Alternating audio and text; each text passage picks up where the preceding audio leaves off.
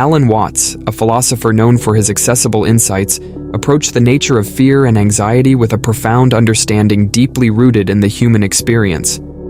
For Watts, fear was not an enemy to be conquered, but a facet of life to be embraced and understood. He likened fear to a fundamental part of existence, stating, "To be afraid of life is to be afraid of experience, and those who are afraid of experience are afraid of life."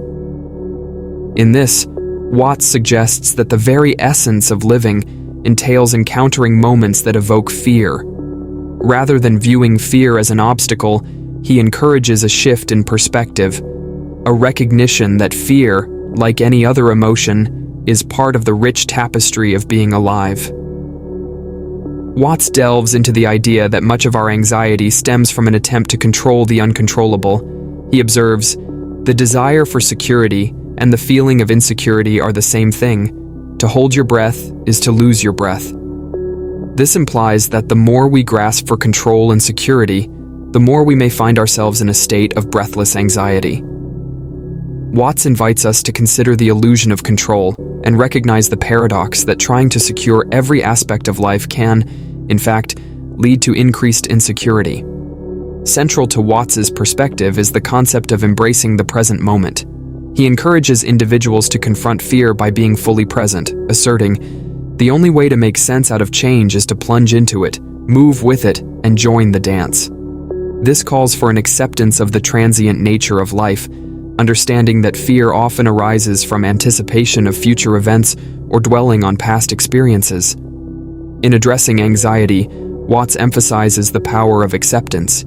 He notes, "The acceptance of yourself is the essence of the whole moral problem and the epitome of a whole outlook on life."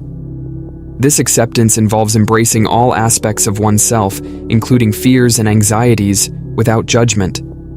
By acknowledging these emotions without resistance, individuals can navigate them with greater ease. Watts suggests that our approach to fear should not be one of opposition, but of understanding.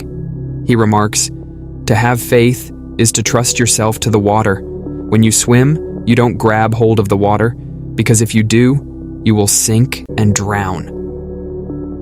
In this analogy, the water represents the unpredictable currents of life, and faith involves letting go and trusting the inherent buoyancy within oneself.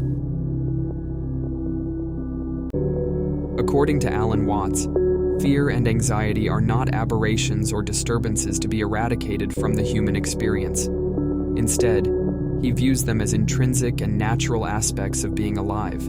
Watts' perspective on these emotions is rooted in a deep understanding of the complexities of human existence. Watts suggests that fear is not an anomaly, but an inherent part of the human condition, stating, "This is the real secret of life, to be completely engaged with what you are doing in the here and now, and instead of calling it work, realize it is play." In these words, he implies that fear is woven into the fabric of our engagements, whether they be work or play. It's a natural response to the uncertainties that accompany the experience of life. Furthermore, Watts expresses the idea that attempting to eliminate fear is akin to rejecting an essential aspect of our humanity. He notes, "Man suffers only because he takes seriously what the gods made for fun." Here, Watts suggests that the unpredictability of life, which often triggers fear, is not a malicious force, but a playful element designed by the very essence of existence. Watts emphasizes that fear, far from being a flaw, serves a purpose in our lives. He compares fear to a compass, asserting, "To remain stable is to refrain from trying to separate yourself from a pain because you know that you cannot. Running away from fear is fear. Fighting pain is pain. Trying to be brave is being scared." In this light, he portrays fear as a guide, indicating that attempting to escape or confront it directly can intensify the experience. Instead, acknowledging and understanding fear can lead to a more harmonious relationship with it.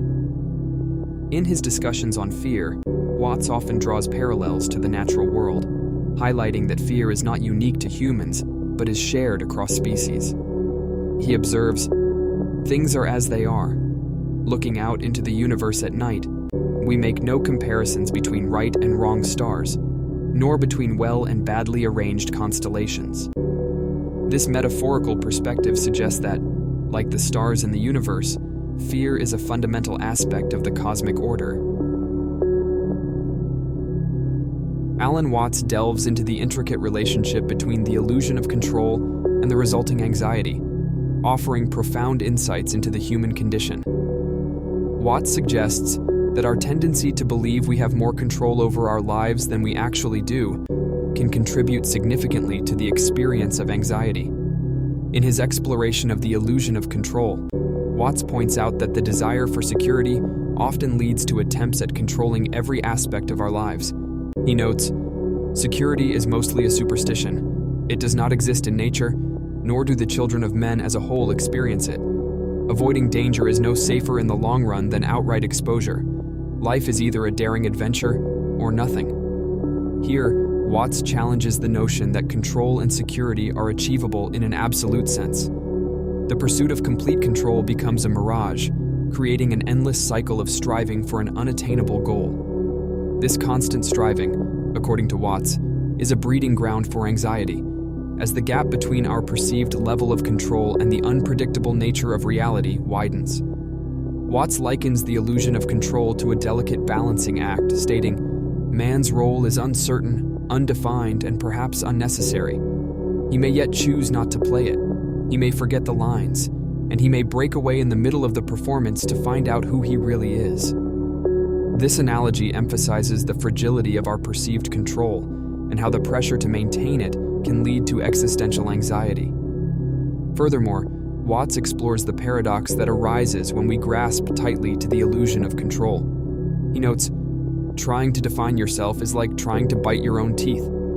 In this metaphor, the attempt to control and define ourselves becomes an exercise in futility, as the very act of trying to grasp and shape our identity can lead to inner conflict and, ultimately, anxiety. Watts encourages individuals to reevaluate their relationship with the illusion of control, to let go of the need for absolute control and trust in the inherent flow of life. By releasing our grip on the illusion of control, we may find a sense of liberation and, paradoxically, a reduction in anxiety.